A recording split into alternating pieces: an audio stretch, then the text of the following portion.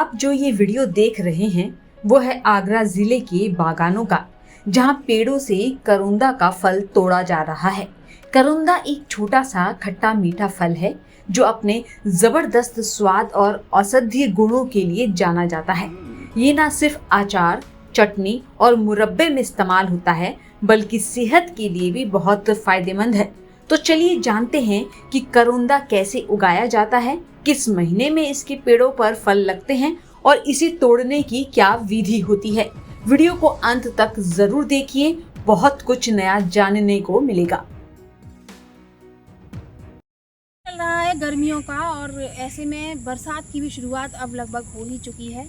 ऐसे में कई सारे फल इस मौसम में दिखाई देते हैं। फिलहाल जामुन का सीज़न तो चल ही रहा है, ऐसे में एक और फल एक ऐसा है जो इस सीज़न में अक्सर दिखाई देता है और अक्सर आप उसे सड़कों पर बिकते हुए भी आजकल देख सकते हैं। जी हाँ, हम बात कर रहे हैं करौंदा के फल की। करौंदा का फल अपने स्वाद के लिए तो जाना ही जाता है, साथ ही उसमें कई सारे औषधीय गुण भी पाए जाते हैं। करौंदा फल के बारे में विस्तृत जानकारी देने के लिए ही मैं आज आगरा ज़िले के एक बगीचे में मौजूद हूँ, जहाँ पर मैं आपको करौंदा फल की विस्तृत जानकारी दूंगी और आपको बताऊंगी कि कैसे इस फल को उगाया जाता है, किस महीने में इस पेड़ पर जो है फूल आता है और किस महीने में फल आता है और कब इसको तोड़ा जाता है। जी हाँ, आप मेरे ठीक पीछे देख रहे हैं एक पेड़ है जो करौंदा का है।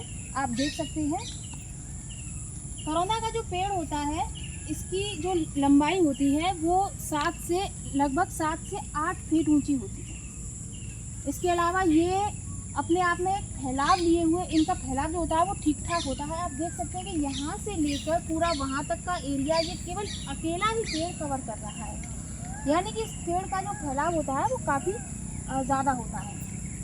इसके अलावा जो अगर बात हम करें इनके फलों की, तो इनके फलों का जो कलर होता है, आप ज़रा जूम करके दिखाएं। इनके फलों का जो कलर होता है वो गुलाबी होता है और सफ़ेद भी, कहीं कहीं सफ़ेद भी होता है। आप देख सकते हैं कि सफ़ेद भी है और गुलाबी भी है। लेकिन जब ये फल पक जाते हैं तब ये डार्क होने लगते हैं, यानी कि इस टाइप से होने लगते हैं। आप यहीं पर देख सकते हैं कुछ फल गुलाबी हैं, कुछ फल देखिए सफ़ेद भी है, गुलाबी भी है और ये डार्क भी है। आप देख सकते हैं, यानी कि जब ये पक जाते हैं तब ये डार्क होने लग जाते हैं। इसके अलावा ये झाड़ीनुमा पौधा होता है।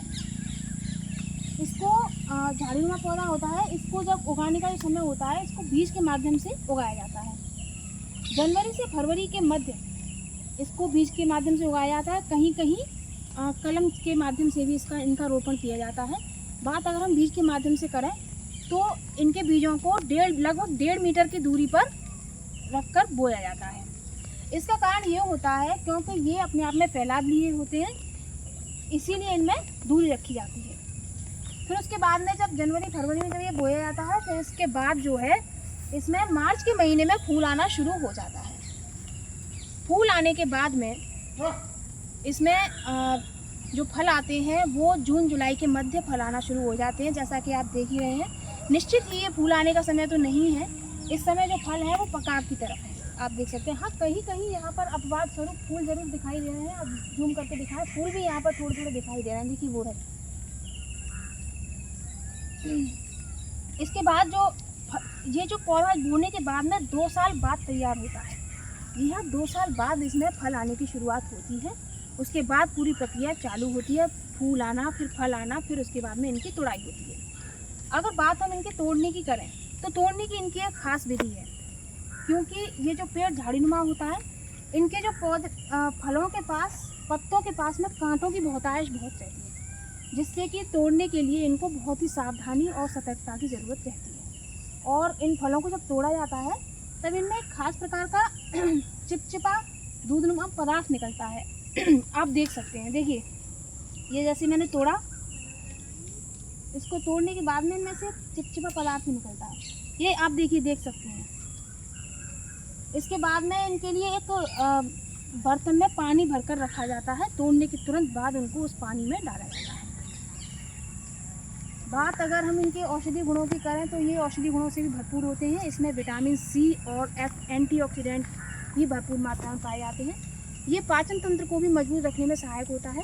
साथ ही जिन लोगों को इम्यूनिटी सिस्टम को भी ये मजबूत बनाता है, इसके अलावा जिन लोगों को लूज़ मोशंस की, विशेष रूप से पैप्टिक लूज़ मोशन की जिनको परेशानी रहती है, समस्या रहती है, उस समय अगर इन फलों का सेवन किया जाए तो ये काफ़ी लाभदायी साबित हो सकते हैं। इसके अलावा इनको खाने की अगर हम बात करें कि इनका जो स्वाद होता है वो खट्टा होता है, यानी कि इनकी जो बेसिक तासीर होती है वो खट्टापन लिए होती है। इनको कहीं कहीं सब्जी के रूप में भी बनाया जाता है, कहीं कहीं इतना पसंद किया जाता है कि लोग सब्जी के रूप में ही इसको पकाते हैं और खाते हैं। आमतौर पर इसकी चटनी बनाई जाती है, अचार बनाया जाता है, लेकिन जो सबसे प्रसिद्ध जरिया जो खाने का है उत्तर प्रदेश में, हमारे उत्तर प्रदेश में, वो है मिर्च के साथ में इसको बनाने का। जी हाँ, मिर्च का कड़वापन और करौंदे का खट्टापन मिलकर एक अच्छा तालमेल बनता है और जो पककर, जो छोंककर जो खाया जाता है पकाकर, वो काफ़ी अच्छा स्वाद देता है। तो आज इस वीडियो के माध्यम से हमने जाना कि करौंदा का जो फल है, करौंदे का जो फल है अपने आप में कई सारे गुणों से भरपूर होता है और इस वीडियो के माध्यम से हमने आज जाना। तो आज के लिए इतना ही। किसान इंडिया के लिए मैं चांदनी दुबे। सर का पसीना जब माथे को आता है वो किसान है जो अपने दम पर फसल को उगाता है। आन है, बान है, शान है, किसान है। किसान इंडिया, चलेगा हल, बढ़ेगा बल।